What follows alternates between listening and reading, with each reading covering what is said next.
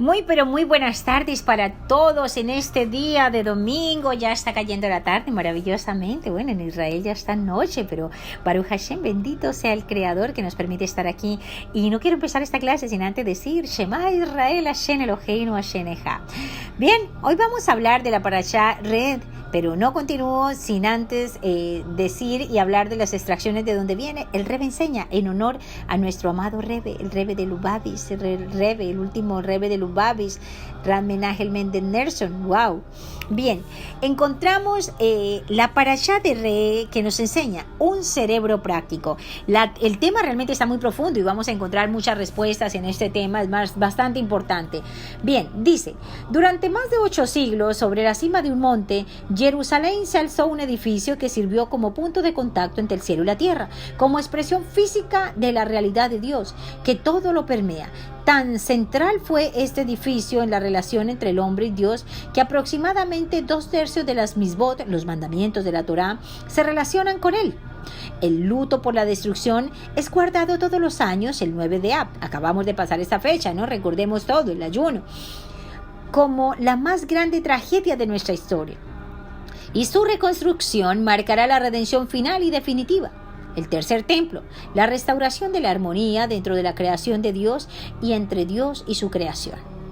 Este edificio, usualmente denominado por nuestros sabios con el nombre de el Bet Hamikdash, la casa de santidad, de hecho ordena al pueblo judío que se construyera el santuario móvil, el Mishkan, que utilizaron en el desierto y fue predecesor del hogar divino en Jerusalén.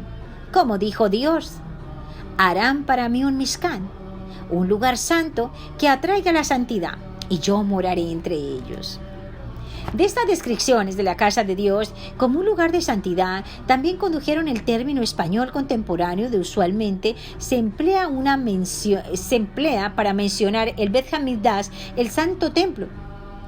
En el 12º capítulo de Deuteronomio, en la parashá de Re, sin embargo, la Torá se refiere al edificio divino de Jerusalén como el lugar de Dios escogerá para hacer que su nombre, es decir, su realidad expresa, more en él. El concepto divino de escoger como el aspecto definitorio del templo se reitera en virtualmente cada referencia en esto de los 5 libros de Moshe Rabbeinu. De allí, el otro nombre en los cuales nuestros sabios se refieren al templo, el Beit HaBehirá, la casa elegida o la casa de elección de Dios. Pero, ¿qué relación tenemos esto? Sigue el sabio enseñándonos. El vehículo o implemento. Elección y santidad implican 2 diferentes, incluso opuestos aspectos del rol del templo como asiento de la presencia manifiesta de Dios en nuestro mundo. La enseñanza hasídica ilustra esta diferencia con un ejemplo de los diferentes modos en los que los diversos órganos del cuerpo humano sirven de vehículo para la mente humana. El cuerpo es un objeto físico, en tanto que la mente es una entidad metafísica, por lo tanto, pareciera que no puede haber contacto o interrelación entre los dos. No obstante, el milagro de la vida humana consiste en el que la materia y el espíritu se unan para producir animación, emoción y pensamiento. Así, un cerebro de carne puede pensar, suponer, inventar y servir de depositario para las verdades más abstractas. Hemos aprendido de los sabios que realmente el templo está dentro de nosotros mismos. Ese hermoso Mishkan está dentro de nosotros.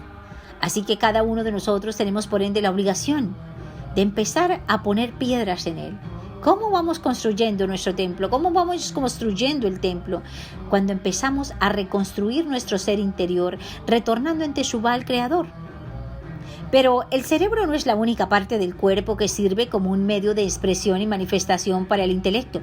Las manos, por ejemplo, también sirven como conductores de pensamientos, transcribir ideas de una forma de palabras sobre el papel, colores sobre el lienzo o en forma de piedra. Obviamente el cerebro y las manos difieren de gran medida en la forma en que sirven como herramientas de la mente. El cerebro es un recipiente para la mente, un órgano diseñado para alojarlo en servirle, algo en su construcción material que lo hace un receptáculo preparado para recibir y albergar al intelecto. La mano, sin embargo, no es de ninguna manera más un recipiente para el intelecto que el pie o cualquier otra parte del cuerpo. La mente sencillamente ha elegido expresarse por medio de ciertos movimientos de la mano que a su vez producen ciertas formas, que nuevamente por elección de la mente representa algo intangible. Hemos estado trabajando muchísimo en la rectificación, lo que es el concepto de Neshama, Ruah y Nefesh. Neshama, Nefesh, Ruah. Neshama, Ruah y Nefesh, ese es el orden. Cerebro, corazón, hígado. ¿Por qué? Porque debemos de saber que así como nos están enseñando aquí que la construcción del material que lo hace el receptáculo preparado para recibir y albergar el intelecto realmente está alojado en nuestra Neshama. Es el recipiente, la mente. Allí es donde nosotros empezamos la reconstrucción de todo nuestro ser interior para empezar a crear las piedras que traerán la reconstrucción del Beit Hamikdash. Sí, cada uno de nosotros, nuestro pueblo, los judíos.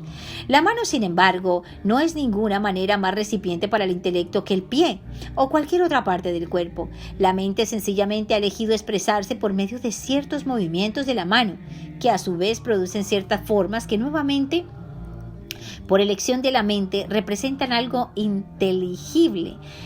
Es muy fácil poder repetirles este verso, este capítulo o este párrafo para que podamos entender que realmente el concepto, todo está arriba, todo está en nuestra mente, en el concepto cómo absorbemos nuestro diario vivir.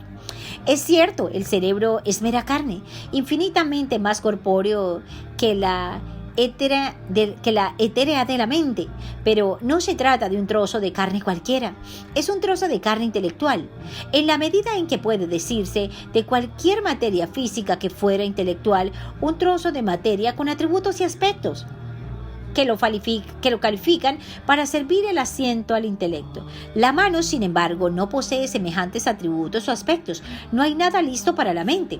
En su materia física, la mente simplemente tiene el poder de manipularla, tal como tiene el poder de manipular otras partes del cuerpo. Todo está dentro del ser humano. Debemos de ser conscientes que la mente es la que manipula todas nuestras acciones. Todo lo que tú pienses es lo que generas con tus acciones. Por ende, tenemos que cuidarnos muchísimo de nuestros pensamientos. Y el deseo que nos llevan esos pensamientos es el deseo del corazón. Cuidado, en una gran variedad de maneras, de modo que tal puede usarla para producir una gama de formas a las que la mente ha elegido adjuntar importancia, del mismo modo en que se puede manipular las cuerdas vocales para producir sonidos inteligibles, o los pies para producir pasos de baile coherentes. Sí, claro, si tú escuchas una música, tu mente automáticamente resetea y toma el sistema y empieza esa computadora a ejercer ese control. Y empezamos a bailar, empezamos a cantar, empezamos a aplaudir. ¿Por qué no hacemos un ejercicio? ¿Por qué no hacemos un reseteo de esa mente, de esa memoria, de ese cerebro? Y empezamos a llenarlo. Empezamos a introducirle información cierta, información de paz, información de amor, información que contrarreste todo lo negativo que estamos pasando y que estamos viendo en nuestros ojos. Dice, las manos podrían ser herramientas más hábiles para expresión de la mente que los pies. ¿Pero por qué son ellas? Son más manipulables, pero no porque sean más intelectuales. Cuando hablamos de la morada divina en Jerusalén como el Beit Hamikdash, una casa de santidad, la estamos describiendo como la mente del mundo.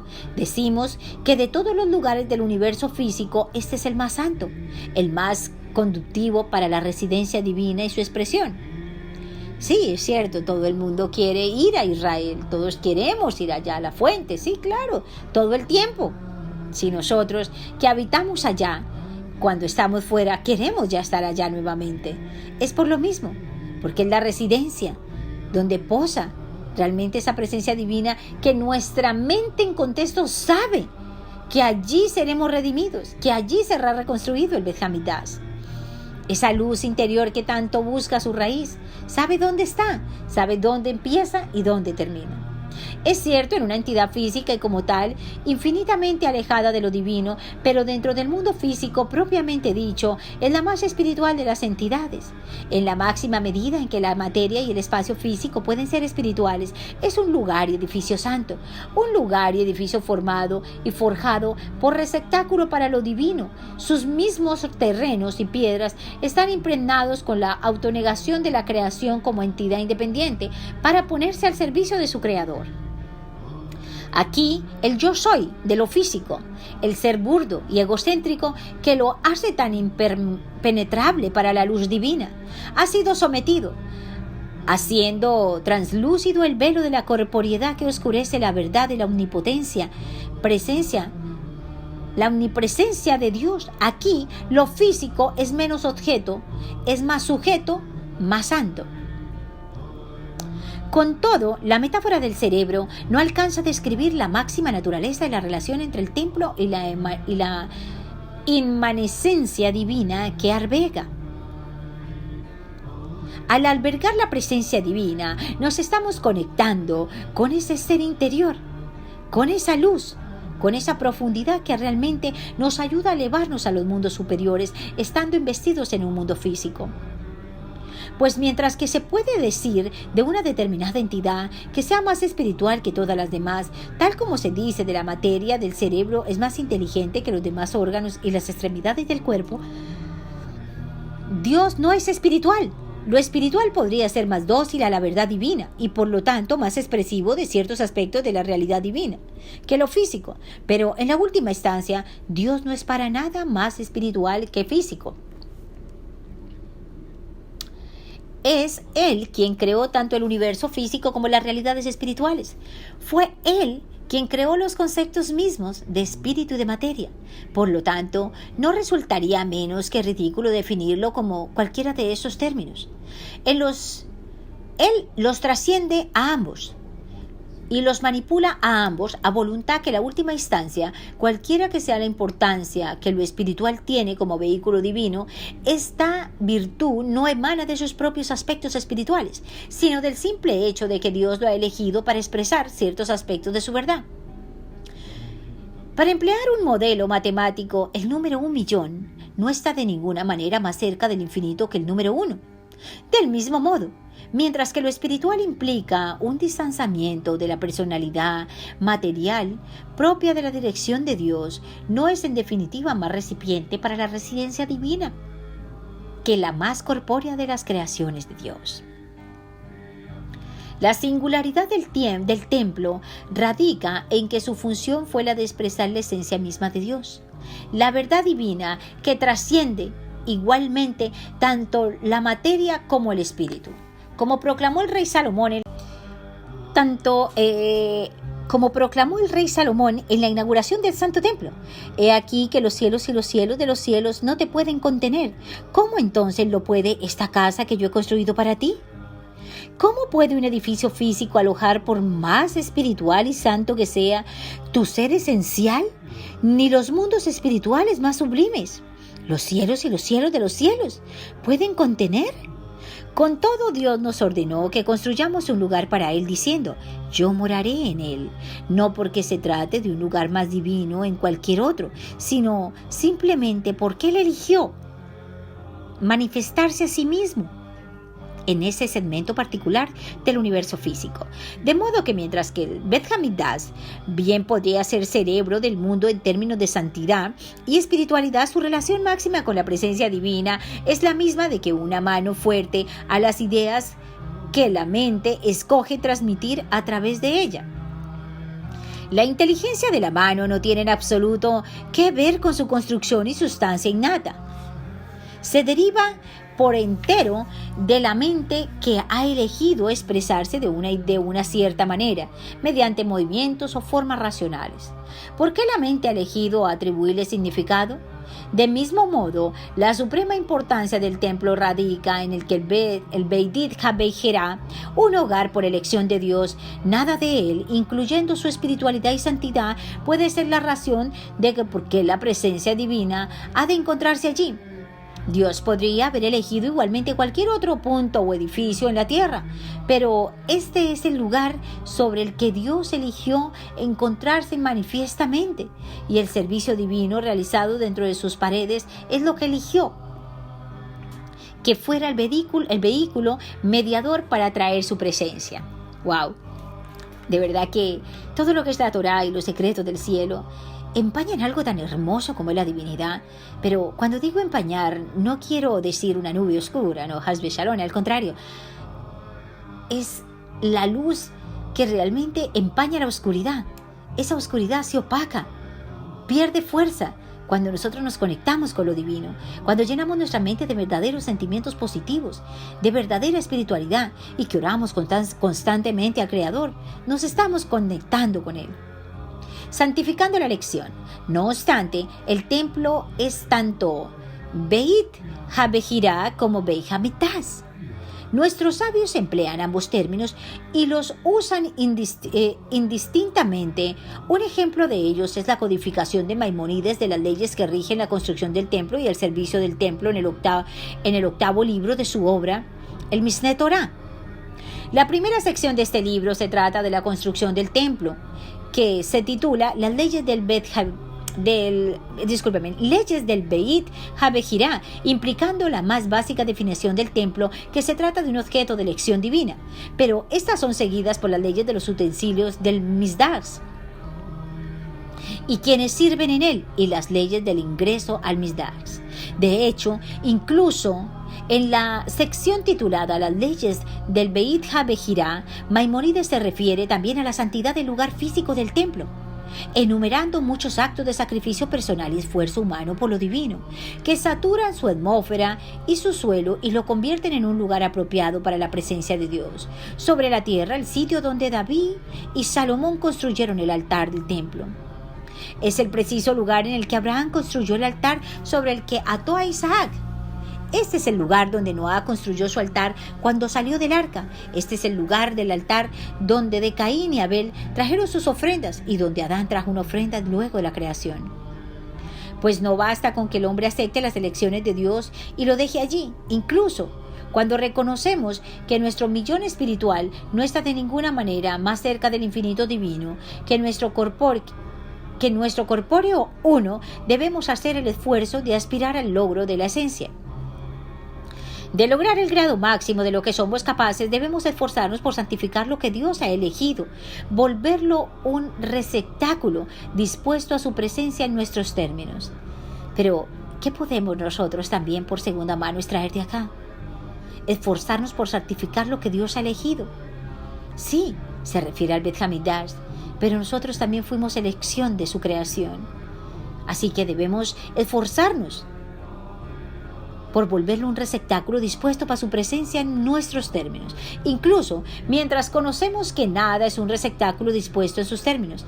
De hecho, al santificar lo que Dios ha elegido, profundizamos su conexión con ello y con nuestra realidad. Como se explicara arriba, la elección de Dios se vincula únicamente con la cosa misma, no con su naturaleza y sus cualidades, lo que son absolutamente irrelevantes y no pueden ser relevantes en la elección divina. De modo que cuando Dios escoge algo, todo lo que ha sucedido es que la cosa misma se ha convertido en un implemento humano de la verdad divina. Todavía falta que se convierta en un cerebro, todavía debe volverse con su rol. Todavía debe ser saturado con la esencia de lo que transmite. Cuando Dios eligió a cierto punto en el espacio físico como asiento de su presencia, todavía no había la naturaleza del carácter de aquello que nada lo distinguiera en cualquier otro punto del universo. Pero luego vino Adán y expresó su misión hacedor de este lugar, y fue seguido por Caín y Abel, Noé y Abraham. El lugar se volvió santo, un lugar con cualidades espirituales y divinas, o que aspiran divinidad. Lo mismo se aplica a cada oportunidad en que ejecutamos una misma o un acto físico que Dios ha considerado un acto de conexión con Él. De hecho, mismo de que Dios nos ordenara este acto, incluso antes de que lo realicemos concretamente, establece un nexo esencial entre Él y nuestras vidas físicas. Dios ha elegido nuestro ambiente y ser físicos como objeto de su voluntad. Este hecho monumental encumbra todos los demás, siendo infinitamente más impotentes que cualquier santidad que podría lograr en nuestra comprensión, sentimientos y acciones finitas. Con todo, mientras la conexión esté basada exclusivamente en lo que Dios ha hecho, estamos vinculados a Él, solo tal como las manos se relacionan con la mente, como herramientas del intelecto, pero sin ninguna cosa intelectual en ellas mismas. Para llegar a ser cerebros de la mente divina, convertirnos no solamente en objeto de elección divina, sino también en órganos cuya función divina define la naturaleza y el carácter, debemos concretar la elección de Dios, que puso en nosotros con una santificación en nuestras vidas cotidianas como un Bet Hamikdash que sirve y alberga su verdad.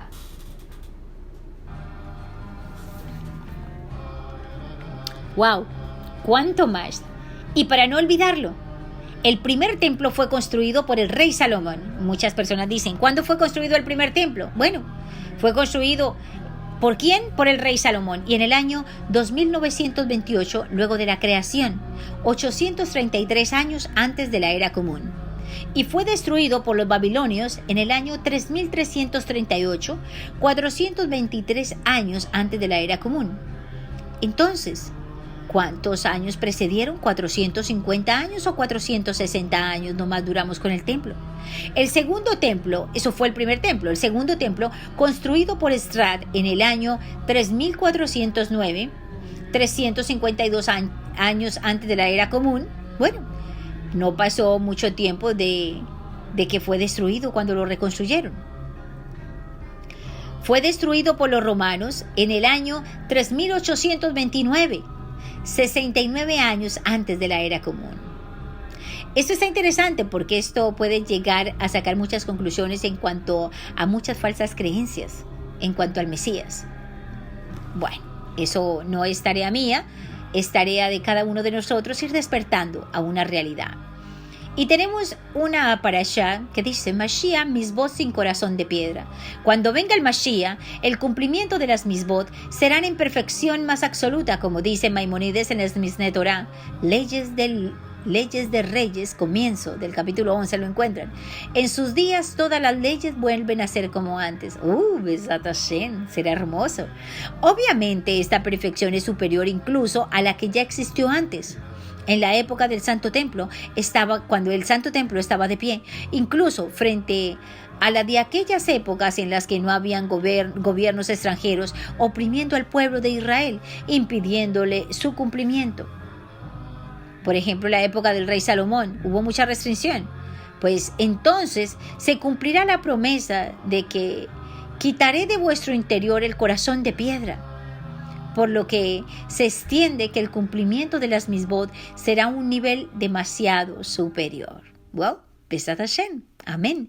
Que el Bet Hamikdash sea reconstruido en ello, antecediendo el arribo de Mashiach, nos conceda la redención a todo el pueblo de Israel, la paz sea para Jerusalén, que sea reconstruido, que seamos redimidos y todos en un solo cuerpo con esta gran misbot que es amar a tu prójimo. Es un concepto claro. Toda la humanidad debemos retornar al Creador, amándonos los unos a los otros. No hay competencias ni diferencias aquí.